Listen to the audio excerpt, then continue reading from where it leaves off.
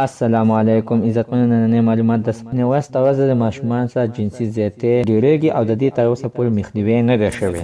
دا اخر ولې دا ټول معلومات زه تاسو ته په دې ویډیو کې درکوم. زموږ دا ویډیو زه تر اخره پورې تاسو ته به پوره معلومات در ورسېږي. د دې معلومات نه مخکې زه تاسو ته دا یادګي نه کوم، تاسو که چېرې زموږ په دې چینل کې نوي وئ مهرباني وکړئ زموږ همدا چینل د سره سبسکرایب کړئ، پاکې او ساده ټالی نشان ووهئ. هر یوه نوي معلوماتي ویډیو تاسو ته په اسانۍ باندې در ورسېږي. اساده کې سخیر ماشوم سره همدغه شانتې جنسي زیاتې شوی دی. هغه ماشوم په خپله باندې دغه انټرویو ورکړې ده او ویل کېږي چې اول دغه کم یو کس چې ورسره غلط کار کو د اول ما نه یعنې پرتوګ ویستو، بعد بیا د ځان نه ویستو او بیا راسه د هغې نه بعد یعنې غلط کار وکړو. دغه ماشوم د دغې نه بعد بیا خپل کور ته راغلی او خپل کور کې مشرانو ته ویلې او مشرانو یې سمدستي لاړه د بټاګرام تانل ته او ورته کې رپورټ وکړو. نو د ضلع چارسدې د بټاګرام تانل والا سمدستي روان شول او هغه ملزمان رشتهداران یې ونیول. څه وخت بعد بیا هغه ملزم یعنې ونیولو. اوس دغه شانتې غلط کار کړی و. عزتمن د دې سخیل هلک عمر 8 کاله دی، په 5م کلاس کې یعنې سبق ویلی. دا په دغه ټایم کې تلو مدرسې ته او مدرسه کې په لار کې د ځناور رانیولی دی او غلط کار یې ورسره کړی دی. خو عزتمنو تر اوسه پورې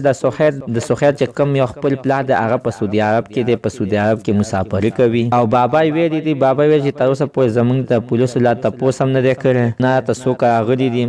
ولټا دمکي ورته ورکړې ده او ورته وایي که تاسو چېرې موږ سره روغه ونه کړه تاسو به هم ووژنو او دا ماشوم به هم ووژنو، یعنې مړ به یې کړو. عزتمنه چې اوس تاسو دغه شانتې دا کارونه سیوا کېږي او کمیږي نه. اخر ولې حتما دې کورنۍ ته د انصاف ورکړل شي او دا ملزم د سریام په چوک کې پانسي کې سبا بل کس هم دغه شانتې غلط کار نه کوي. ځکه عزتمنه چې داسې مې اورېدل چې دا ملزم اوس یې نه رخا شوی دی، ګرځي BBA کړې ده. عزتمنه دا ظلم دی چې دغه شانتې غلط کار وکړي او په سبا تا ته بیا مخې ته کېږي او آزاد ګرځي. حکم انصاف ته دوی ته د انصاف ورکړل شي. تاسو د دوی په اړه باندې یعنې څه خیر ده حتما د خپله رایې لاندې په کمنټ کې شریکه کړئ. موږ د عزتمن نننۍ معلومات ته د دې ځای پورې د نوي معلومات دپاره د زموږ همدا چینل د سره سبسکرایب کړئ، خوا کې ساده ټالی نشان ووهئ چې هر یوه نوي معلوماتي ویډیو تاسو ته په اسانۍ باندې در ورسېږي.